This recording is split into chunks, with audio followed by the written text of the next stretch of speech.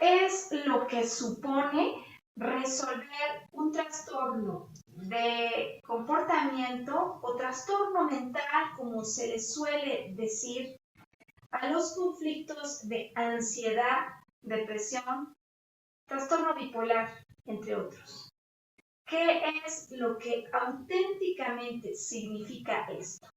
Desde la perspectiva de la descodificación biológica, pero trascendiendo lo que indica un diccionario bioemocional desde la perspectiva de una persona que ha atravesado no una, sino varias crisis de repetición, hasta dar con la causa raíz de lo que está condicionando este trastorno. Pues buenos días, buenas tardes, buenas noches, dependiendo de la zona horario en la que conectes con este podcast.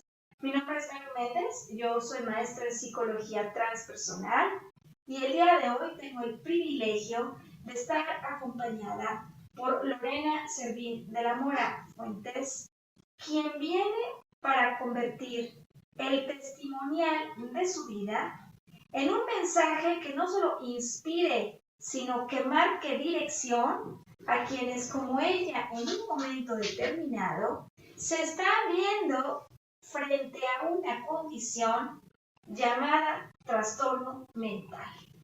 Lore, ¿cómo te encuentras?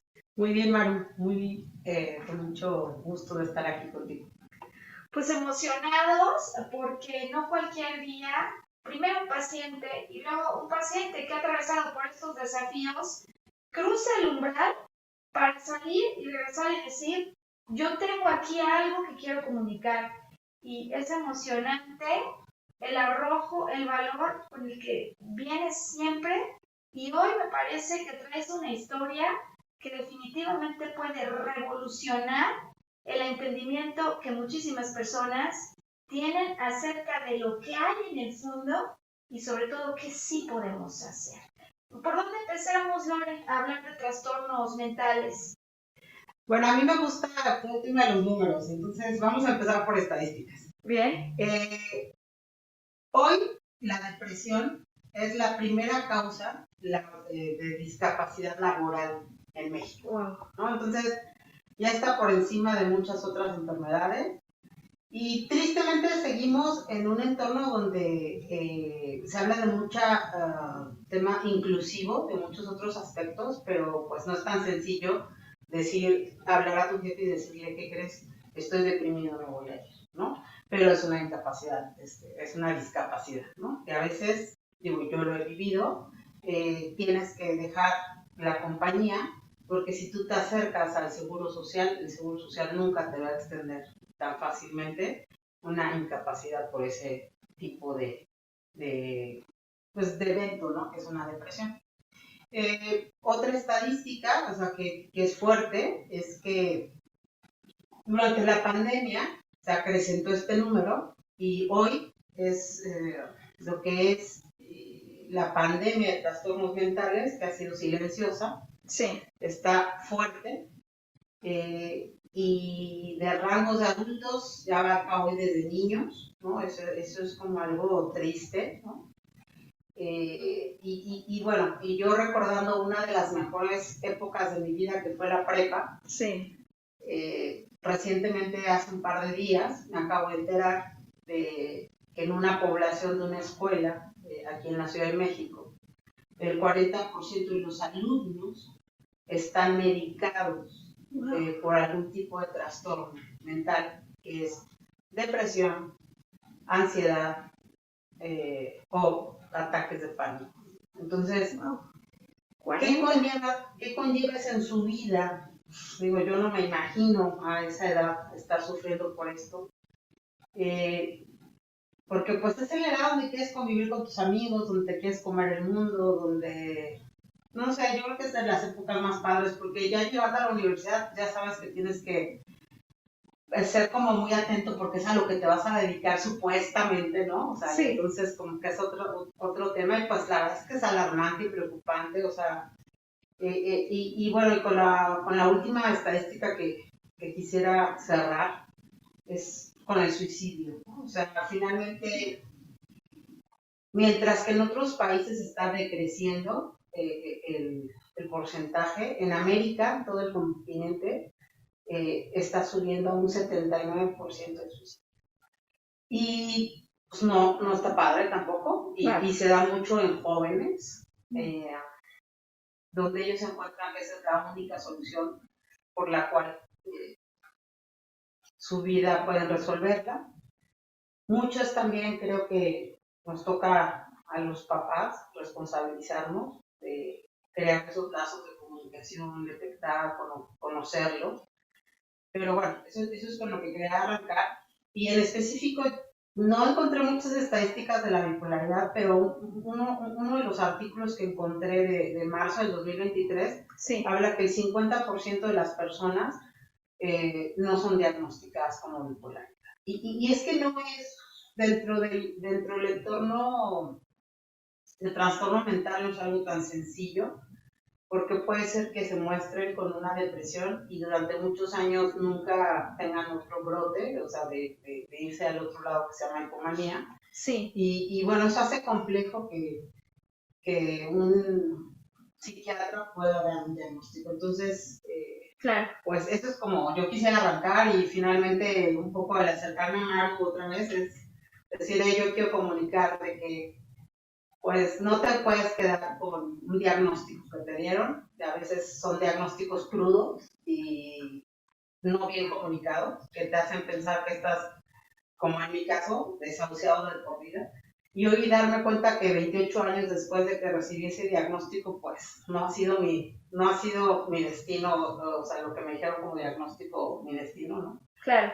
Entonces, y que a pesar de no sé, estaba tratando de hacer un recuento de caídas, pero más de 7 caídas he tenido y me he vuelto a levantar, pues no importa, o sea, y no importa si tienes un trastorno mental o no lo tienes. Sí. O sea, la vida es eso, es un constante vaivén de montaña rusa de emociones y no importa cuántas veces te caigas, lo importante es levantarte y no quedar en el fondo, ¿no? O sea, entonces, esto es con lo que yo quisiera... Ya de entrada. De entrada. Ahora, en arqueología emocional nos gusta explicar que si yo tengo recaídas o si hay estas crisis, de alguna manera este recorrido que voy generando y como acumulando kilometraje, por supuesto que es la experiencia y el campo que yo necesito para entender un patrón de repetición.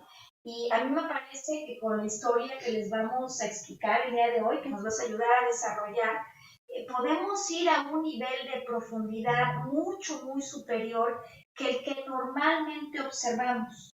En este sentido, quizás no le convenga arrancar solo como punto de partida, así como con las estadísticas, con el tipo de conflictos, vivencias internas y percepciones que se ha encontrado que detonan, por un lado, la depresión, por otro lado, la ansiedad o la manía, y con base en este punto de partida, ir explicando a las personas cómo es que en tu caso logramos descodificar la secuencia que se vive, en tu caso, en una historia de bipolaridad. Porque en ocasiones tengo la sensación de que cuando nos adentramos en estos temas y alguien te dice, oye, la depresión es pérdida, es una tristeza profunda. Ok, eso fue. Y uno a veces llega a tener la tentación de quedarse en una definición de un diccionario bioemocional. Y lo que me gustaría es aprovechar la oportunidad en la que tú dices, oye, yo quiero comunicar mi historia para ejemplificar de manera detallada cómo vamos siguiendo una trama y cómo la trama de síntomas nos puede explicar lo que de alguna manera no consciente la mente está tratando de solucionar. ¿Te parece? De acuerdo. Bueno, depresión, ¿no? En el caso de la depresión hay 3 elementos que estamos normalmente buscando encontrar. Una pérdida, y el día de hoy el caso de Lore nos va a ayudar a entender que la pérdida puede haber sido real o que basta con la percepción de pérdida, el posible peligro de pérdida para detonar un cuadro de estas características, en el que es posible que en un origen, en algún momento en el tiempo, yo haya contenido tanto que no haya acabado de expresar el dolor que tengo y razones sociales y de las ideas y condicionamientos que tenemos, hay muchísimas. Y por otro lado, fíjate cómo, esto lo dice nuestro amigo Sergio Cuellar, la verdad de manera inmejorable, la depresión se vuelve como una camisa de fuerzas que impide que yo sobreaccione y vaya y mate al que de alguna manera está involucrado en este cuadro. Entonces, tres cosas. Pérdida real potencial. Tristeza no expresada. Y yo por mí voy y mato a alguien. Con tal de no matarlo, viene como este bloqueo hormonal en el que el nivel de testosterona, seas hombre o seas mujer, baja tanto que no tengo ni fuerzas para levantarme y tomar el teléfono o escribir un correo. Eso en términos de depresión. ¿Es claro? Es claro, sí. Bien. Así sucede. Voy con la ansiedad, ya para que nos cuente cómo sucede. En el caso de la ansiedad, en algún momento del tiempo hubo algún peligro. Antes de este momento donde empieza el brote, donde empieza el pánico o la respiración agitada o la taquicardia, algo pasó que hubo un peligro. Y cuando yo vuelvo a conectar, como con el password, la contraseña, que me lleva a ese peligro, inmediatamente se puede detonar un cuadro de ansiedad. En el caso de Lore, lo que vamos a ver es como una percepción que asocia un peligro, algo que ocurrió atrás, detona un cuadro de ansiedad. Ansiedad que a su vez luego puede llevar a esta hiperactividad que se denomina hipomanía, o sea, debajo de la manía, pero un nivel tal en el que yo estoy sobreaccionando en la realidad, o sea, no me he salido de la realidad. No es que esté hablando de un mundo que no existe, sino que estoy en sobreactividad en mi mundo real. ¿Cómo vamos hasta aquí? Bien, bien. O sea, ¿Sí? creo que lo único que agregaría, que es importante, Sí. es que hablando de la bipolaridad, hay una clasificación de bipolaridad 1, que son personas que sí llegan a estados de manía y psicosis, o sea, como en una carretera mucho más rápida, ¿no? Ok. Y las personas que, en mi caso, somos bipolar 2, o sea, llegamos a estados solamente de hipomanía. Entonces es como la diferencia. Se puede ver un nivel de sobreactividad tal que rebasa la realidad, ya es manía, o que se quede operando con aspectos de la vida cotidiana en hiperactividad, que es hipomanía. Exacto. Bien. En el caso de la manía, fíjate, Lore, que me gustaría puntualizar como un diccionario psicoemocional o de estos bioemocionales nos van a entregar un significado que a primera instancia puede ser muy difícil de entender, y es el famoso conflicto de identidad, porque uno dice, no, pues como que un conflicto de identidad. ¿Qué es lo que vive o vivió aquel que está en manía? Vivirá este conflicto, por ejemplo, de no sentirse escuchado, por supuesto, no sentirse reconocido, en un sitio, en un lugar donde no parece acabar de encontrar su lugar. O bien porque otro vino y usurpó mi sitio, o bien porque yo dejé mi lugar, como ahora ella nos va a explicar. O sea, por alguna razón en el conflicto de identidad, a veces es como si los pájaros le tiraran a las escopetas y yo no acabo de entender cuál es mi rol aquí. Nos lo va a explicar ella hoy. Entonces, resumiendo, hay diferentes causas que detonan un cuadro de depresión, de ansiedad o decíamos de manía, de hipomanía, que sin embargo lo que hoy queremos explicar es que en ocasiones vienen en secuencia uno tras otro. Y sabes, me he dado cuenta que estos casos muchas veces son difíciles de, digamos, resolver, en el sentido de que si yo intento ir por cada uno de los problemas de manera aislada, no estoy acabando de entender la solución que de alguna manera no consciente el cerebro propone con toda esta secuencia. De acuerdo, porque fíjate que con eso, bueno, se aplica, ¿no? Lo que se dice es, parece que se están viendo los árboles, pero te estás perdiendo todo el bosque, ¿no? O sea, el paisaje. Es a donde el nivel que te tienes que subir, Eso es. ¿no? En un tema holístico, ¿no? Es decir, que un verdadero trabajo de descodificación, más que leer el significado, decir, ya lo entendí, ya lo entendí, ya lo entendí, significa disociarnos de lo que ocurrió, entender la trama. Eso, en la perspectiva de esta propuesta o este abordaje terapéutico que ofrecemos, que se llama arqueología emocional, justo es lo que queremos ver la trama, ya Lore nos va a explicar cómo lo hicimos, porque si veo la trama y su secuencia, ahí sí puedo conectar por qué me muevo, por ejemplo, de manía a depresión y qué es lo que detona en primera instancia esta hipomanía. Así que, bueno, pues creo que con este preámbulo por hoy tenemos más que suficiente como el contexto conceptual para que ya venga el ejemplo y comienzo con algunas preguntas para ti, Lore. ¿Cuándo vino la última crisis y de qué manera pudiste encontrar en el trabajo de arqueología emocional qué le antecede? ¿Cómo empezarías a contarnos esto? Ok, bueno, antes de contarte esto, o sea, de un poco lo que decías, es quedarte sola en lo que es un diccionario de la biodescodificación. Es como muy frío, ¿no? Porque, pues así, o sea, bipolaridad, que papá ausente, madre muy presente, pues check, listo, ¿no? Pero pues como si fuera tan trivial y tan fácil, ¿no? O sea, hay muchas circunstancias, hay muchas historias de vida, porque entonces tú dirías, como en todas las cosas, o sea, ¿por qué gente con la misma circunstancia tiene mejor desenvolvimiento que otros, ¿no? Claro. O sea, entonces se queda como, sí, o sea, hay muchas personas muy con madre muy presente y con una ausencia de padre que no desarrolla necesariamente bipolaridad, ¿no? Tiene que haber algo más. Claro, o por ejemplo, no te vayas a temas de enfermedades, o sea, ¿por qué en un núcleo familiar algunos hermanos sí se vuelven millonarios y otros son pobres? O sea, digo, no significa que el ambiente sea el que condiciona. Claro, ¿no?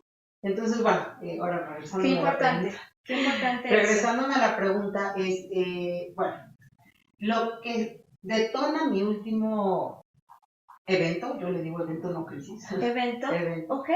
Es una bendita caída. Así que, una bendita caída. Caminando yo en las calles de la Ciudad de México, que todo es tan perfecto, ¿no? O sea, tenía una banqueta donde la raíz del árbol ya la había tronado toda. Yo no me fijo, no voy con cuidado. Sí. Y entonces se me atoró un pie y caigo, ¿no?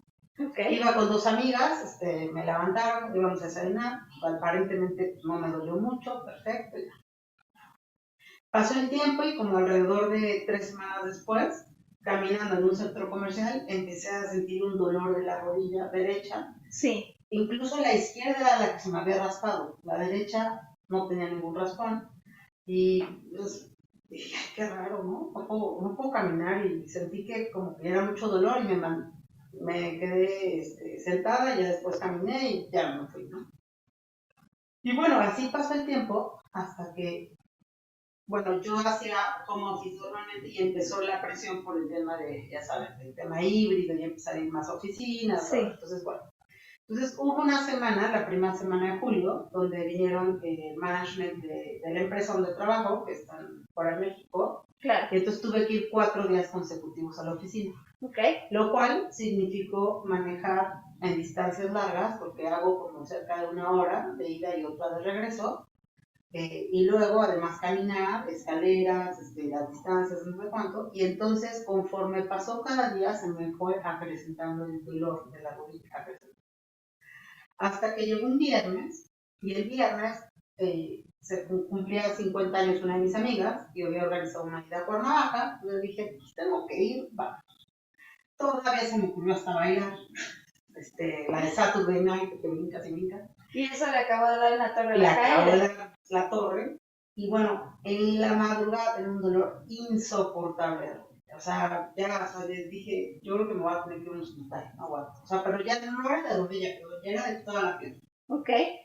Y bueno, en ese viaje, la cuñada de mi amiga es ortopedista, entonces sí. Ya la vi, me vio y me dijo, ¿sabes qué? Has de traer algo ella decía que a lo mejor por la rodilla traía líquido sinovial por ahí regado y que a lo mejor no es una infiltración y que una resonancia magnética, bla, bla. Bueno, ya regresando el lunes a la Ciudad de México hice eso, le llevé todos mis estudios que me había pedido y pues bueno, ya cuando los ve, ella me dice, no, pues ¿sabes qué? Creo que esto va a ser peor de lo que imaginé, o sea, un diagnóstico que dices, o sea, aterrador, ¿no? Porque si te hago primero una artroscopía y después de acuerdo a lo que salga, yo supongo que tienes uno de los ligamentos rotos y entonces tendría que hacer otra cirugía de ponerte ligamento de un muerto que no sé qué. Yo así de, o sea, Dios, ¿cómo puede decir que ella supone, no? Claro, claro, que además entiendo que fue un poco un diagnóstico no tan fundamentado, ¿no? Sí, o sea, digo, yo tengo una resonancia, pero, o sea, como, ¿por qué tener que hablar de eso cuando pues, primero dices al paciente, te hago una artroscopia y ya, después lo preparas, ¿no? Ahí vemos. Claro. Entonces, y me dijo, ¿y sabes qué? El tema es que para que te opere, yo no te puedo operar hasta que bajes de peso. Y yo, bueno, que pero te voy a dar estas medicinas, tómatelas un mes, no sé qué, y bueno, nos estamos bien. Sí. Yo salí de ahí y dije, a ver, el diagnóstico no me gustó. Bajar de peso no me pesó. O sea, ¿cómo puedes saber que tengo que bajar de peso? Ok, claro, lo ves la estructura, pero Sí. o sea, no me dijo qué porcentaje tenía que bajar, ni en cuánto tiempo era necesario. Claro. Y yo ya le había expresado que era un dolor de rodilla, de pierna inaguantable. Entonces yo dije, no, o sea, esa no es la opción. Ya platicando con un amigo que me dio el dato de un ortopedista, Sí. que yo había tenido también oportunidad de verlo en algunos lives que hace, y él tiene este tema de un tema holístico, basado un poco también en las 5 leyes biológicas de Hammer. Sí. Y pues lo fui a ver, ¿no? Entonces ya, otro rollo. Él no me, o sea, él le llevé eso, le llevé la interpretación esta que te dan en la resonancia. Me dijo, yo no le hago caso, lo tiró casi. Me dijo, ¿traes las placas? Dije, no, pues hago el disquito. Agarró y lo metió a su Mac y pues no salía. ¿Sabes qué te va a faltar? Entonces ya me hizo los movimientos, hace esto, no sé qué, baila twist. Cuando bailé twist, ahí vino el dolor. Me dijo, tienes el menisco roto. ¡Wow! Y entonces me dijo, tienes el menisco roto el interior. Y me dijo, mira, ya ante eso, pues no hay nada que hacer. O sea, yo no soy alguien partidario de las cirugías, pero pues ahora sí que tú decides cuánta movilidad quieres tener. Ahora, si me estás diciendo que es por el simple hecho de manejar, porque para manejar tú rotas, ¿no? Vas rotando, y justo rotas a menisco, y por otro lado duermes y con las piernas pegadas te duele, pues quiere decir que está medio feo, ¿no? O sea, dije, no, mira Luis, yo no tengo ningún problema.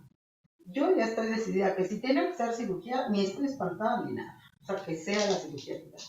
Sí. Y le dije, oye, pero tengo una duda. Me dijo la doctora esta que tengo que bajar de peso. Me dijo, mira, sabes que eso es un mito. O sea, yo no te puedo decir, te voy a bajar de peso porque te bajo 20 kilos y tú vas a rebotar después y al final le vas a seguir dando la torre a tu estructura. Entonces, ¿sabes qué? O sea, yo te puedo operar cuando tú quieras. Entonces, la cosa es que tú decidas. Entonces dije, mira, la decisión está tomada, nada más déjame entonces ver mis cartas del seguro, de gastos médicos, bla, bla, bla, y ya. Esto yo lo fui a ver, yo creo que el 20, por ahí me acuerdo, el 26 de julio, y estaba entrando a operación el 4 de octubre. Oh, wow. Sí, ajá. Pero bueno, ¿qué pasaba mientras, no? O sea, mientras yo tuve este dolor intenso, que eso fue el 8 de julio. Sí. No, desde la caída, bueno, todo eso empezó como un tema donde yo me empecé a activar, o sea, como el peligro, ¿no? O sea, como que yo decía, y ahora ya me duele toda la pierna, o sea, ¿qué va a hacer esto? Cuando me dio el diagnóstico de sacarme del muerto para ponerme la mía, decía, santo Dios, esto peligro. Peligro. O sea, se activa una señal de peligro. Peligro. Uh-huh. Que, como explicábamos al arranque, si hay peligro, esto enciende un cuadro de ansiedad. Ajá. Y entonces, ¿cómo supe que estaba en un cuadro de ansiedad? Por ejemplo, yo soy como, me cuesta trabajo dormir cuando estoy en ansiedad y empecé a tener insomnio, ¿no? Entonces, bueno, pues consulté a mi psiquiatra y me dijo, pues tómate esta medicina para que te ayude, ¿no? Pero ya estabas en ansiedad, es decir, la percepción de peligro activa un cuadro de ansiedad, que aunque tú en el fondo dices, oye, pues yo estoy tranquila, ya tomé la decisión, no pasa nada. Cuando hacemos el proceso de arqueología emocional nos damos cuenta que una operación, en términos de la memoria no consciente que guardas, no es un peligro menor, es un peligro mayor. ¿Nos cuentas un poquito de esto? Sí, y bueno, y aquí tiene que ver con la trama, con La trama de historia tu de mi vida. vida. Yo, y bueno, y esto lo habíamos trabajado también, Mario y yo, decíamos, pues al final mucho de mi historia tiene muchas pérdidas. O sea, yo empiezo a tener pérdidas desde niña, ¿no? Ajá. Y pérdidas importantes, o sea, de un papá, de un hermano siendo adolescente, ¿no? Ahora estamos, bueno, analizamos otra pérdida. Pero bueno, pensaba entonces yo que, y en algún momento lo trabajé en psicoterapia, de que los duelos no resueltos pues iban a detonar en cuadros depresivos, ¿no? Exacto. Y bueno, ahorita bajo esta sesión que hicimos de arqueología y viendo la trama, pues estamos viendo que finalmente al tener un supuesto, ¿no?, peligro de la operación, para mí puede significar una muerte. ¿Por qué? Porque yo dentro de mis pérdidas hay dos importantes personas que mueren a raíz de una operación, ¿no? O sea, tuve un hermano Sí, que claro. tuvo una muerte repentina en el mismo día. A las 8:30 se fue a la escuela y a las 6:30 de la tarde nos estaban comunicando que entraron a operar y se murió en el quirófano, ¿no? 14 años. Claro. Y luego mi abuelita materna, también por un hoyo en el duodeno, tuvo que entrar a una operación de emergencia. Salió, estuvo en terapia intensiva, pero pues no lo logró y a los 2 días vino un paro cardiorrespiratorio y murió, ¿no? O sea, dos eventos en tu vida donde operación lleva a muerte, que es una pérdida mayor. Exacto.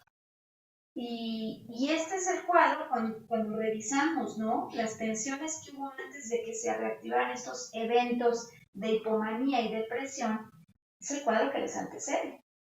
Eso. O sea, una operación que aunque yo conscientemente digo no pasa nada, mi inconsciente inmediatamente lee como peligro.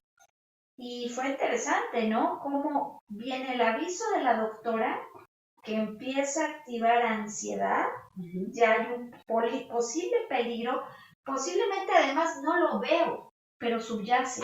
Claro. Por eso la ansiedad es ese estado que me está diciendo, atención, aquí hay un peligro que considerar. Es lo que me quiere decir de alguna manera el cuerpo, aunque yo en ese momento no lo sepa leer así. Sube la ansiedad y llega un punto en el que el posible peligro no consciente se concreta cuando viene la operación. Por más suave, hay un peligro que se concreta. Y en este sentido, la solución ante un peligro en el que quizás se está coartando mi libertad o ante una situación en la que yo no he acabado de encontrar mi lugar, ¿no?, porque de la operación vas a casa, a una casa en la que parece que, ¿cuál es mi sitio?, es la hiperactividad. Sí, y bueno, y se une porque cuando a mí me hacen la operación, el doctor me dijo, o sea, tus semanas de recuperación y no apoyar pie van a depender de lo que te hagan.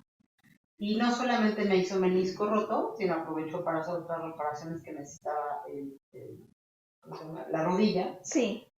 Que es importante saber que parte del desgaste que se hizo es por el peso que he cargado. Claro. Es todo un cuadro, ¿no? O sea, es como... Todo se retroalimenta. Todo se retroalimenta. Y digamos que la rodilla ya había dado de sí de la vida. O sea, claro, era una expresión más, ¿no?, corporal. Sí.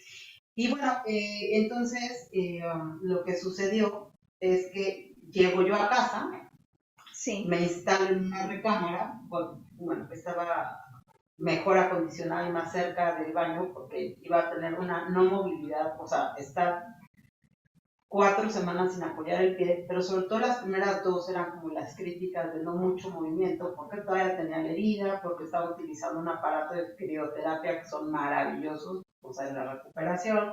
Okay. Entonces, pues el tema de que te ayuden, entonces ahí se empiezan entonces también, el nivel de ansiedad empieza a incrementar. ¿Por qué? Porque pues yo estoy acostumbrada a ser una persona totalmente independiente, ¿no? Y yo creo que todos, ¿no? A nuestras edades. Entonces es depender de todos para todo. Desde que te subieran a comer a ciertas horas, pues va a depender a la hora que tienen hambre ellos, no tú. Claro. Porque si tú tienes hambre, vas al refri, ya, no, yo no puedo bajar las escaleras, pero el refri es un sufrimiento, ¿no? O sea, perdiste tu lugar por completo. Sí, que bañarte, no, pues bueno, a esperar a que alguien quisiera acompañarte a bañar. O sea, obviamente tenía ahí una sillita donde ya me dejaban sola y yo me bañaba, pero, o sea, como que acompañar. Luego las muletas fue un sufrimiento que yo dije, yo me compro una andadera de viejita y no me importa que nadie me va a ver, ¿no? Luego no moverte. Luego en el trabajo, pues la verdad es que yo le pregunté a mi doctor, oye, ¿como cuántos días de incapacidad? No, pues 2 días, pues para la mitad, perfecto. Después me arrepentí y creo que debí de haber pedido más. Entonces, pues empecé con el estrés del trabajo, trabajo en la cama, que no sé qué, que la incomodidad de acá, pero no sé qué, o sea, ¿no? Y bueno, pues todo eso te empieza a activar y activar y activar. Entonces, pues el insomnio se me acrecentó, la medicina que me daban para el insomnio ya no me daba. El famoso conflicto de identidad que impulsa a la manía, en este caso la hipomanía, es como si dado el escenario que estás evitando se potencia, porque pues, ¿cuál es mi lugar aquí? Recuerdo que me explicabas cómo a lo mejor el hijo viene y desafía a la madre, que es el vivo ejemplo de los pájaros le tiran a las escopetas. Claro. Y bueno, pues yo me tengo que esperar y subordinar, o sea, estoy completamente fuera de mi lugar. ¿Cuál es mi sitio aquí, no? Sí, son demasiadas variables, ¿no? O sea, y bueno, y a eso también le activas la memoria o el, ¿cómo se llama? El reptiliano, como le llaman, inconsciente, memoria celular, lo que quieran, de que cuando yo he tenido que estar periodos en coco, cuando he transitado periodos largos en cama, es porque ya estoy depresiva y entonces empiezo a decir, no, o sea, yo no puedo caer en eso otra vez, entonces, o sea, por ningún lado la daba, ¿no? Y por otro lado decía, bueno, me voy a poner a escribir, y entonces de repente la pluma se me soltaba y era toda la madrugada que escribía, y entonces ya no dormía, y al otro día despértate para trabajar. Entonces yo misma me empecé a dar una ayudadita a seguirle, ¿no? Porque la percepción de peligro aumenta, o sea, no es que con la operación disminuya, sino que se activa una nueva percepción de peligro y podría caer en una depresión. Y como la percepción del peligro para la mente equivale a la necesidad de accionar a través de la hipomanía, yo estoy buscando una solución para que no coarte mi libertad esto que estoy viviendo. Y sin embargo, eventualmente, ¿qué es lo que pasa? Llega una exacerbación tal de esa hipomanía, me doy cuenta que por más que quiera, no funciona mi solución, porque ni gano el terreno que siento estar perdiendo, ni los que quieren coartar mi libertad se calman, que eventualmente reviente el extremo en si no funciona, prefiero congelarme. Quietud. Y entonces caes a la depresión. Caes a la depresión como la contraposición a esa hiperactividad, y hay algo que normalmente hace que se active la solución de la depresión, que es interesante y que en el caso de Lore pudimos detectar, y es cuando ella siente que coartan su libertad, tú dices, ¿sabes qué? Yo los quiero matar a todos. Y este pensamiento en hipomanía, de los quiero matar, que a veces es me quiero matar, lo que hace es que activa la señal para que el cerebro diga, no, ella no los puede matar. Y prefiero bajarla del ring, como con una camisa de fuerzas que haga que esté desactivada, a que en verdad vaya y los mate. Claro, entonces te baja el switch. Te baja el switch. Y fíjate cómo entonces la cadena de eventos que arranca con la percepción de peligro por una operación, porque si le damos doble clic, hay historias familiares en las que la operación es sinónimo de muerte, desata una cadena de percepciones y reacciones. Peligro de muerte, no lo puedo hacer, tengo que hacer algo, ansiedad. Ansiedad que llega a su pico como un mini shock cuando me lo dicen y un mega shock cuando veo que no lo voy a poder evitar, todo de manera no consciente. Y cuando regreso a casa se conjuga entonces ya con un conflicto de identidad, como lo hemos explicado, que hace que lo que era ansiedad se transforme ahora en una manía, pero que en el momento en el que digo no puedo soportar más esta situación, los mato, el cerebro dice, ni te preocupes, yo te ayudo, bajamos el switch, aquí no matas a nadie. ¿Cómo sale Lore de la depresión? Porque me parece que en esta secuencia de hallazgos, el asunto de cómo resuelves y cómo regresas puede ser clave para muchísimas personas. Normalmente, bueno, yo dentro del tratamiento que tomo, o sea, por vida, es un mediador de ánimo, ¿no? Ese mediador de ánimo, pues hay muchos en el mercado, o sea, yo estoy tomando uno ahora, que se llama valproato de magnesio. Y pues primero para salir, por primera vez en mi vida, creo que accioné rápido en involucrar a mi psiquiatra. En este caso hablé con Maru y pues o sea, lo primero es que se le metió un antidepresivo para empezar a amortiguar esa caída, porque lo que no íbamos a permitir o no se iba a permitir es que fuera tan profunda que perdiera otra vez el trabajo, mi vida, mi entorno, muchas cosas, ¿no? Entonces, claro. Eso es como lo primero que sucede. Que la química tiene que estar, esto es clave, ¿eh? O sea, el proceso de descodificación es complementario, pero nunca sustituto de una, digamos, intervención farmacológica que permita que lo que está descompensado regrese. Claro, sí, porque eso es importante comunicarlo. O sea, yo, muy importante. En mi historia de vida, cuando era más joven, sí tuve mis épocas de rebeldía de dejar el medicamento y pues afortunadamente me fue muy bien porque tenía lapsos de 5 años que no recaía, pero hay gente que en un año o menos recae. Y no es bueno porque el cerebro lo estás, pues le das en la torre. Bueno, y entonces, regresando a cuál era la pregunta.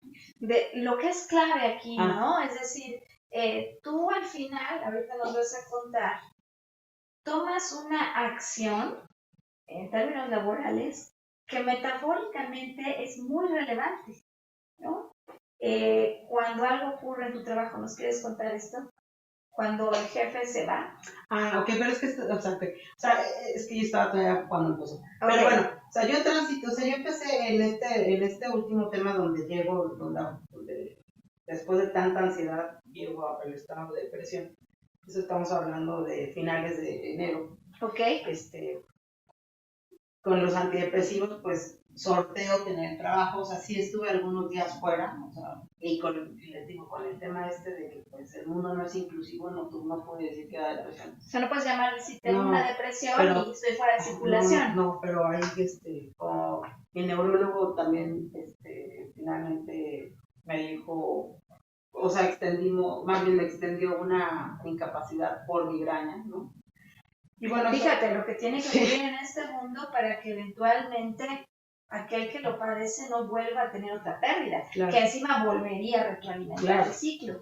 Claro, entonces, y bueno, y también debo de agradecer en esta ocasión de tener y bueno, no en esta ocasión, he tenido otros trabajos también donde finalmente mi management, o sea, entendió la situación y me apoyaron, ¿no? O sea, entonces... Qué importante, ¿eh? Digo, no fue mucho tiempo, fue como semana y media, digo, porque en otros momentos han sido meses, o sea, pero bueno. Ahora se redujo el tiempo del, yo digo, crisis del evento. Yo estaba, o sea, es que lo que pasa es que, hoy viéndolo objetivamente, sí, no fue una depresión mayor, o sea, como que ya era una depresión moderada, ¿no? Bien. Y yo tenía ojos dentro de eso, o sea, porque a veces muchos preguntan, oye, ¿te das cuenta que estás mal? ¿Te das cuenta?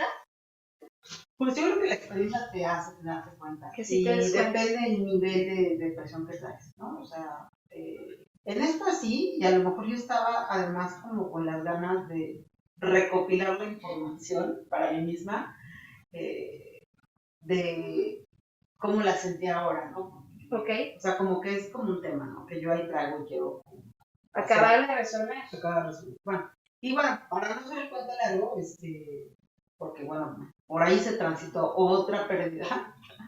Yo ya estaba saliendo de por ahí de finales de abril, mediados de abril, y el 1 de mayo me comunican la noticia que se muere el papá de mi hijo, bueno, mi ex marido, y bueno, eso vino a estancarme un poco, ¿no? La salida, pero bueno, como estaba amortiguada con medicamento, fue más fácil sostener. Qué bien. Y bueno, y como dice Maru, lo que ya me hace salir por completo es, y yo creo que aquí depende mucho también del miedo, o sea, porque también cuando estás en un estado de depresión y ya lo has vivido antes, pues tienes miedo a que muchas cosas sucedan, ¿no? Claro, claro. Y así, y bueno, y creo que el miedo lo vive el ser humano para muchos aspectos, ¿no? Por ahí hay una frase que dice, si tienes miedo, hazlo con miedo, ¿no? Entonces, lo que sucedió es que se iba a dar la circunstancia que mi jefe iba a tomar 6 semanas de vacaciones. Sí. Y mi compañero iba a tomar 5 semanas. Ellos son de la India, aunque trabajan en California. Sí.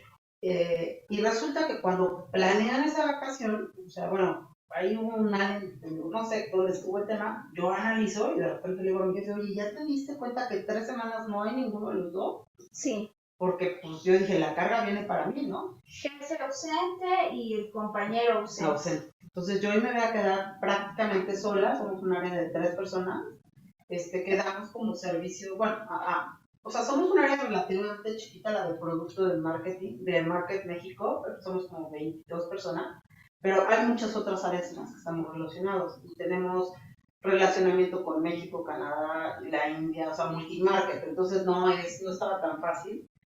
Y yo sí de repente decía, miedo, decía, acerca este periodo de vacaciones, ¿qué voy a hacer, no? Entonces, pues cuando sucedió, pues para mí fue la oportunidad de probar y decir, tienes que activar a la Lorena que siempre ha sido laboralmente, y pues creo que ahí fue donde fue fundamental para mí agarrarme de eso y como decidir que cada día iba a ser un logro, ¿no? O sea, como ahora sí que vive el solo por hoy.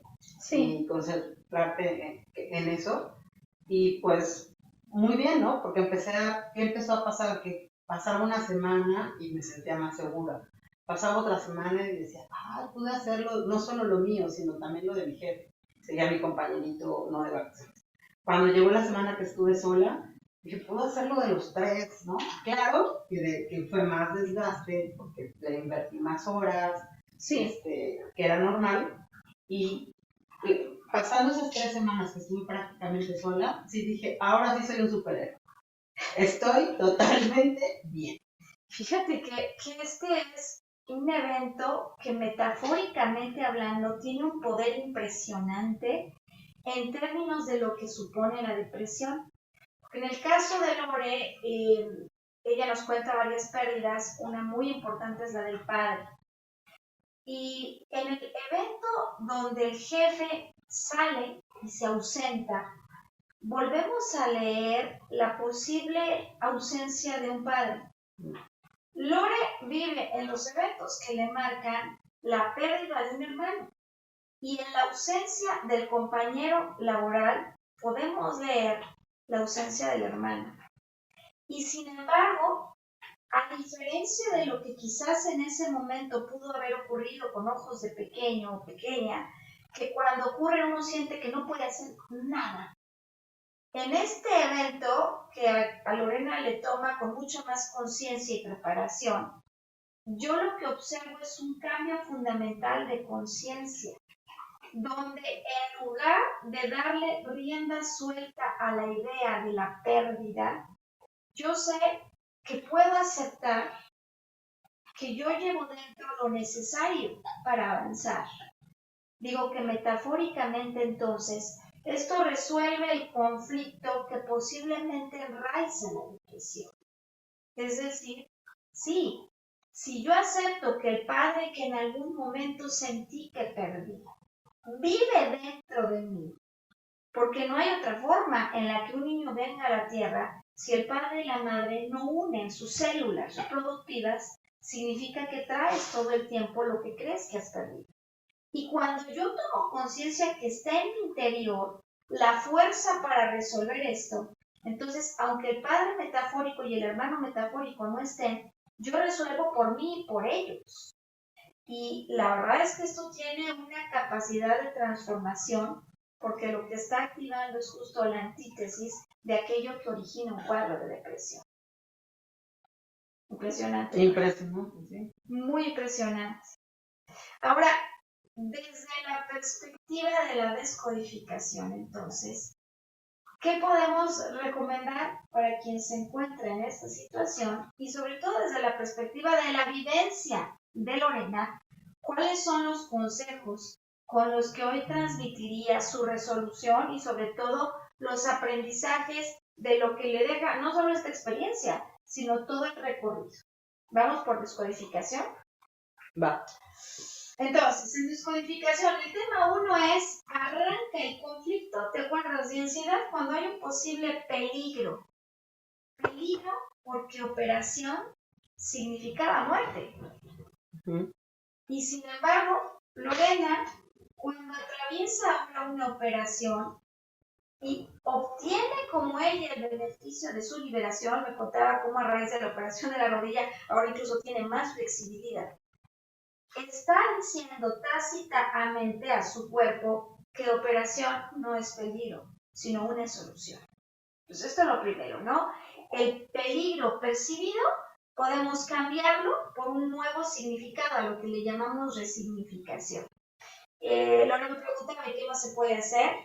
Resignificar normalmente implica, Lorena, cambiar una imagen de alto impacto de algo que reside en la memoria no consciente, que cuando vuelvo a enfrentar ese fenómeno o algo que me conecta con él, inmediatamente activa en mí una reacción, como en tu caso, ansiedad. Entonces, ¿qué tenemos que hacer? Identificar la forma en la que se guardó esa imagen de alto impacto cuando una operación llevó como consecuencia, ¿no? Así se podría haber creído a la muerte a algunos. Para borrar esa imagen y transmutarla, así le decimos al proceso de poner otra imagen en su lugar, en la que ahora ella está como vencedora, como liberada, como en un mejor nivel que aquel en el que se encontraba. Ese es el paso número 1. Si yo consigo cambiar esa imagen, obviamente vuelve a venir otra operación, como la que por cierto viene en camino, y ya automáticamente no hay una reacción. ¿Me explico? O sea que la primera solución ni siquiera es hablar y decir, cálmate, es una operación, no pasa nada. Tiene que haber un trabajo no consciente. En segundo lugar, su hipomonía, ¿te acuerdas? Es una solución. ¿Para qué? Para ocupar mi lugar, para ser escuchada. Y de alguna manera, cuando yo reviso lo que detona, puedo darme cuenta que posiblemente los que estén a mi alrededor, fíjate qué importante fue esto que en terapia lo descubrimos, ¿no? Yo siento que me hipercontrolan, yo siento que me coartan mi libertad. Pero yo ahora, a raíz de todo lo que estudiamos, puedo entender que quizás mamá me está tratando de coartar porque no me quiere perder. Y aquí lo que la mamá resultó súper clave, cuando le volvemos a dar clic, ¿no? Resulta que a los 2 años de edad de Lore hay un evento. ¿Quieres platicarnos? Sí, platicábamos acá, Mario y yo, que mi mamá pierde a un bebé, bueno, ya nacido, o sea, se llamaba Pablo, sí. Y ella tuvo una caída caminando, no sé, en la calle, cerca de los 8 meses de embarazo, creo, y entonces nació, pero tuvo un tema a nivel del pulmón, creo que no se le pone una capa, no, creo que la pleura, algo pasó. Sí. Y no resistió y finalmente a los 2 días de nacido se murió. Claro. Entonces esa pérdida, amor, me preguntaba cuántos años tenías y pues tenía yo 2 años de edad. O sea, cuando sucedió eso, porque 2 años de edad. Y esto es clave, además, cuando estamos tratando de encontrar la causa raíz de por qué a veces yo quiero sobrehacer en esa hiperactividad para resolver el peligro. Y es que entre que tu madre se cae, nace al mismo tiempo. Un tiempo en el que, con toda seguridad, aquel que lo vive se siente culpable, quiere remediar. Pero fíjate cómo en la trama de mamá está como el patrón que luego se viene a repetir. Hay un peligro, se cae, no ha nacido, quiero hacer para resolver y eventualmente hay un shock porque nace pero no vive. No vive más de esos 14 días. Dos días. De 2 días. Esos 2 días. Entonces no vive más de 2 días, con lo cual el primer shock es me caigo, está en peligro, y el segundo shock es no puedo hacer nada al respecto. Y si se fijan, a lo largo de la historia de Lore, viene la percepción de peligro, posible operación, posible peligro, y luego el shock de no, si viene. Entonces, se repite esta trama de un shock al que le sigue un mega shock, y se repite el deseo de resolver que finalmente no se puede concretar. Entonces, si yo entiendo que esto es lo que le pasó a mamá, ahora la puedo ver distinta. Claro, es la distinta óptica que vamos a agarrar en la vida. Es la distinta óptica que te permite comprender que si mamá te quiere controlar es porque ahora no quiere perder a un hijo, lo que en el pasado no le ocurrió. Y si la comprendes así, pues ya no te enfada el que te quiera coartar, claro, ¿no? Porque lo que está tratando de hacer en su sobrecontrol es proteger.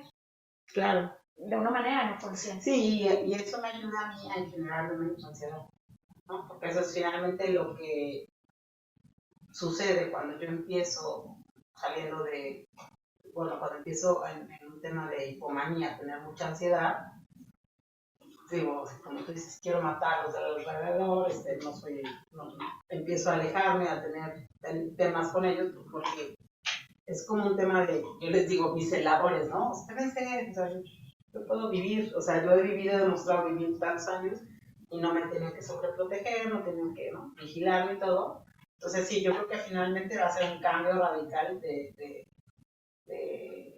ver distinto y convivir de una manera más sana, ¿no? A nivel, pues, yo con mi entorno, ¿no?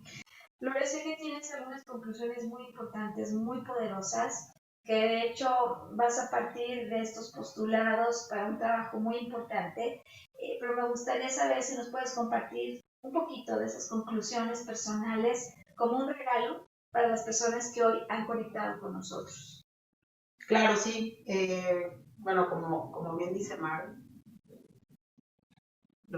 siempre he tenido como unos planes de tiempo atrás, ¿no? Y los dejo ahí como en pausa, ¿no? Y me pasan las crisis, bueno, crisis de eventos, y bueno, hasta que ahora ya digo, bueno, o sea, ahora sí estoy decidida, en este momento que me siento bien, que estoy en un ánimo estable, en el que estoy en la búsqueda realmente de cómo complementar mi tratamiento y mi vida y mi rutina diaria para no volver o para evitar recaídas. Sí. Concluye, o sea, creo que algo muy importante es cuando tú tienes un diagnóstico, y bueno, sobre todo en el tema mental, ¿no? O sea, es hacerte consciente de tu propia enfermedad y tratar de ser consciente a tu entorno, ¿no? Porque a mí me ha pasado mucho de, uno, primero pues, la rebeldía, la no aceptación, el no querer, el seguramente decir, no, esto no es a nivel mío, ¿no? Claro. Y a nivel entorno, pues el tema de, hay desde la parte positiva, ¿no? Donde te dicen, oye, Lore, pero ¿cómo te puedo ayudar en la siguiente crisis? O sea, Maru siendo amiga mía de tiempo atrás, en algún momento con otra amiga platicábamos y decíamos, ¿cómo te ayudamos? O sea, ¿cómo te damos cuenta, no? Exacto. Ayer, el domingo desayunaba con una amiga y me decía también, Lore, ¿cómo hago? ¿No? O sea, ¿no? Entonces, todavía no he desarrollado más del tema del entorno, pero hablando del tema personal, sí. Digo, aquí hay 5 puntos que les quiero compartir, como dice Maru, de regalo. Pero digamos, es un regalo a mí misma. Ahorita están como a nivel bullets, o sea, muy a alto nivel. Pero bueno, el primero es que el amor propio es el pilar de tu vida. O sea, eso es algo fundamental. O sea, una cosa es el sentirte solo y el realmente vivir en soledad, ¿no? O sea, si estás solo, eso no significa que debas de estar triste, ni deprimido, ni nada. O sea, la verdad es que yo disfruto mucho estar sola. El otro día unos amigos se reían de mí, se burlaban de mí, porque el sábado fui al cine con unos amigos. Pero me decía uno, me dijo, oye, pues vamos, para que no vayas sola. Le dije, pero es que si yo amo ir al cine sola. Entonces me dijo, yo nunca en mi vida he hecho eso. Igual no. Digo, yo voy sola al cine, o sea. Y ya luego se reían porque medio me quedé dormida, ¿no? Fui a ver la de Oppenheimer, ¿no? Que está bien pesada. Y me decía, ya entendemos por qué vienes sola al cine, vienes a dormir. ¿No? Pero no, o sea, a lo que es eso, el amor propio, pues hay que desarrollarlo. Y sabes que, si me permitieras complementar tu punto número 1, nosotros creemos a veces que estamos solos. Y la verdad es que es una apariencia, porque nunca ha habido un momento en el que estemos absolutamente solos. Siempre hay una red de soporte que está más allá de lo que inmediatamente vemos. Exacto. Y luego sabes que también chistoso, yo cuando fui diagnosticada hace 28 años, uy, que me sentía así como, ay, no, ya desahuciada del planeta, y empiezas a platicar con la gente y resulta que el hermano de no sé quién, pero el sobrino de no sé cuánto, o sea, tienen el mismo diagnóstico, y resulta que no estás solo, que tú pensaste que eras solo, y pues ya en menos de un mes y medio, sabes que hay 50 casos medio cercanos que tienen el diagnóstico, ¿no? Entonces, eso Claro. también es como importante saber lo que puedes accesar si quieres a otro tipo de personas. Otra comunidad, ¿no? El segundo, que les quería decir es el éxito personal y profesional, por ende, no está limitado por el diagnóstico. O sea, gente altamente creativa, como Van Gogh, por ejemplo, Sí. tuvieron trastorno bipolar. Digo, en sus épocas no tenían como ese tipo de clasificaciones. Pero se ha visto, ¿no? O sea, hay demasiado, o sea, hay mucha creatividad detrás de gente con bipolaridad. Y bueno, pues ahora sí que no es destino, o sea, Sí, diagnóstico no es destino, decías, diagnóstico ¿no? no es destino. Uh-huh. El otro punto, para irnos más rapidito, es pues ver qué cuidados preventivos vas a tener que hacer para evitar recaídas. Y eso es totalmente tu responsabilidad, o sea, aquí sí puede ser que vivas con alguien, puede ser que vivas solo, puede ser que tengas 15 años, puede ser que tengas 55 o 90.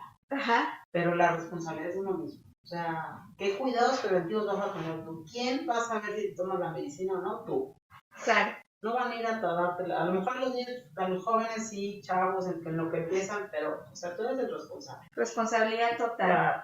Y si tú quieres meterte a hacer ejercicio, porque se ha comprobado que el ejercicio ayuda a las neurotransmisores del cerebro, tú determinarás. Y si quieres hacer meditación, porque también regula los dos hemisferios, pues tú lo dirás, ¿no? Entonces, todos esos cuidados preventivos, claro. busca ayuda de alguna terapia o algo para que te ayude, ¿no?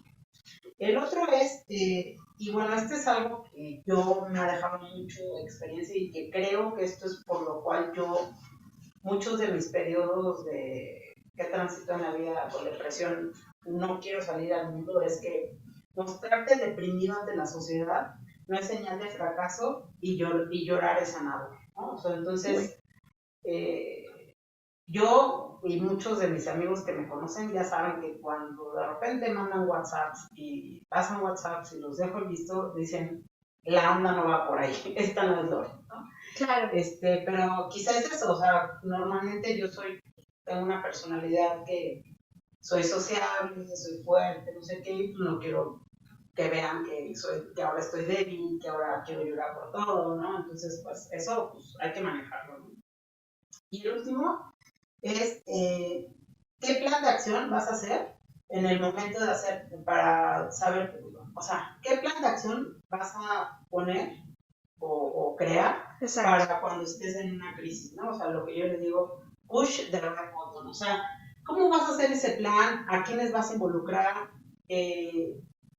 Algún día en una de las conversaciones, la primera creo que hicimos Maru me decía que hubiera sido distinto cambiar ahora, ¿no? En esta última recaída, y le decía, creo que si mi familia, como yo tenía renuencia a ir al psiquiatra, me lo hubieran llevado a consulta en mi casa, las cosas hubieran sido distintas. Porque lo que yo hice, y se los decía hace poco a mis familiares, les decía, a la única persona que yo estoy segura que en esos momentos de necedad voy a escuchar es al psiquiatra. A ustedes no los voy a escuchar. O sea, tráiganmelo, ¿no? O sea, Anticipen la llegada. aunque luego me lo cobren, ¿no? O sea, yo reembolso, ¿no? Claro. Pero, o sea, hay momentos en los que no. O sea, yo tengo un caso, yo personal, yo estaba en Manzanillo, pasando un retiro espiritual, ¿no? Porque estaba harta de estar acá. Sí. Y la única persona que logró sacarme de Manzanillo para irme a hacer un estudio a Guadalajara y luego otra en la Ciudad de México fue psiquiatra. Porque es a quien sí te subordinas, incluso en la crisis. Claro. Fíjate que cuando dices esta frase de push the record, ¿no? Y ponemos en perspectiva el proceso que hicimos y los hallazgos que tenemos, como en esa curva en la que hay un shock, arranca la ansiedad, llega un máximo que genera hipomanía y después se transforma en depresión. Hay un punto donde se puede activar, en primer lugar, el freno de mano. Y Lore me llamaba la atención, como lo decía, de yo ya sé cuando entro en ansiedad. Cuando entro en ansiedad, eso lo puedo detener. ¿Por qué? Porque ahora sé que la ansiedad se presenta por un peligro. Pues dije que la operación estaba bien, pero ahora sabemos que un rey, que es como una pista que nos lleva al problema, es operación. Claro, pongo el freno de mano cuando estoy en ansiedad y es posible que lo tenga que seguir poniendo porque puede haber otros rails, es decir, otros detonantes de la misma reacción. Desde luego, ahora que sabemos que operación es un rail que nos lleva a esto, lo que sigue es cambiar la imagen, decíamos, de esa pérdida en una operación por una liberación. Significaría que con esto debería quedar anulado a nivel no consciente ese rail. ¿Pero puede haber otro? Sí. Sí puede haber una nueva percepción de peligro y esto es clave entenderlo. Alguna vez alguien me dijo, Maru, quisiera no volver a tener nunca ansiedad y le dije, olvídalo. El tema es que la ansiedad es una solución temporal a algo que posiblemente yo no he visto y es ese peligro. Es decir, que cuando estés en ansiedad, lo que hay que saber es que hay un peligro que subyace. Y si yo encuentro el peligro, lo resuelvo, o me cuestiono, ¿realmente es un peligro o no lo es? Y este solo acto de hacer una pausa para poder convertir la señal que transmite la ansiedad en la pausa y la relajación que vuelva a activar todo el sistema parasimpático, que es el que entra en acción. Cuando ya no hay ningún temor, puede ser tan poderoso que detenga toda la secuencia. Que en tu caso, y en el caso de cada persona es distinta. Tu caso puede ser primero la hipomanía y luego la depresión, hay quienes empiezan al revés. ¿Cómo nos quedamos, Rory?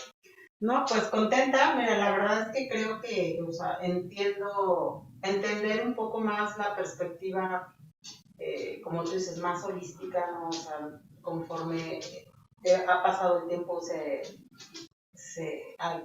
hemos adentrado más, ¿no? Sí, es que a veces, ¿no? Y complementando con otros trabajos que también yo he hecho, ¿no? Colaterales, pero el tema es, de verdad que el cuerpo sabe cuando te está hablando, ¿no? Entonces decíamos Mario y yo en este evento que nos adentramos y nos apasionamos, porque no saben cuántos pizarrones escribimos, pero finalmente el cuerpo habló, el cuerpo ya dijo, hasta aquí nos quedamos, o sea, la rodilla por la bendita caída dijo, se acabó, un poco el lado derecho significa el tema de padre y hermanos,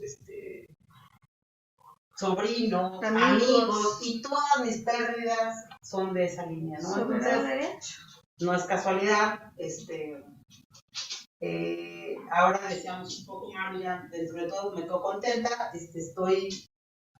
voy a hacer un poco más de trabajo porque me tengo que preparar para una operación que tengo que tener de cataratas, unas cataratas congénitas con las que nací, que ya dieron de sí también. Sí. Casualmente hace 2 semanas me quedan estar lampareada para no ver la vida y fui a un chequeo y resulta que tengo miopía del lado derecho, más acrecentado que del izquierdo. Y bueno, pues al final hoy es otra cosa y por eso decía, la vida, o sea, me entraron mis lentes el viernes pasado y de verdad, digo, o sea, manejaba con un riesgo altísimo. La doctora me dijo, wow, no, en otros países estarías declarada ciega para manejar, con la visión que se necesita. Y de verdad, manejo y digo, era, o sea, otro rollo en lo que manejaba en la vida, ¿no? Entonces, estoy segura que eso es un significado que cambiando los lentes y las gafas que puedes ver en la vida, suma Claro. y va a sumar a todo este trabajo.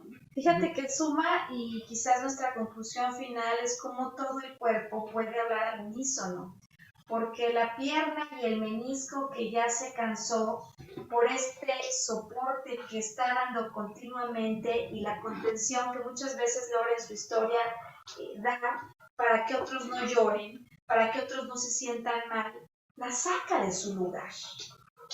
Y el no querer seguir viendo eso, porque de alguna manera también yo ya me cansé de dar soporte, puede tener una solución integral cuando digo, no, yo sí quiero ver. Yo sí quiero ver si es peligro para accionar y si no es peligro para soltar la ansiedad. Y aparte, sí quiero ocupar mi lugar, que mi lugar no es evitar y ser la contención para que otros no sufran, sino comenzar a ver a cada quien en toda su grandeza y no en su debilidad. Y cuando yo recupero mi lugar, cuando yo veo el peligro y cuando sé cómo accionar en lugar de estar en hiperactividad, puedo con calma ponerme otras gafas y en la distancia y en la calma poder decidir mejor lo que hacer. Así es. Pues no creo que haya mucho más que en esta ocasión haga falta para que las personas puedan reconocer en el valor y en el arrojo con el que vienes, levantas la mano y dices yo quiero ir a grabar, un auténtico reconocimiento por lo que supone no solo atravesar y salir de esto, sino querer salir más arriba y decir amigos, esto debe y puede tener una solución. No, pues yo feliz de estar, ya ves que yo te dije, ¿no? Y finalmente, pues sí, yo quiero trascender en además ayudar a otros que estén viviendo con este diagnóstico, transitando por estos temas, no son fáciles a nivel familiar, ni cómo saber actuar ni nada. Entonces, por Maru, o el que quiera contactarme, con todo gusto. Y pues agradecerte este tiempo y espacio. No, hombre, gracias a ti, estamos seguros que lo va a lograr, estamos seguros que tiene un mensaje que entregar y que a raíz de todo esto incluso tendrá una técnica. Yo decía que quería ofrecer una reingeniería que atacara la causa raíz y bueno, estoy segura, estamos seguros que lo va a conseguir. Bueno, muchas gracias y que lo siguiente sea esa reingeniería, ¿no? El proceso de lanzamiento. Sí, claro que sí.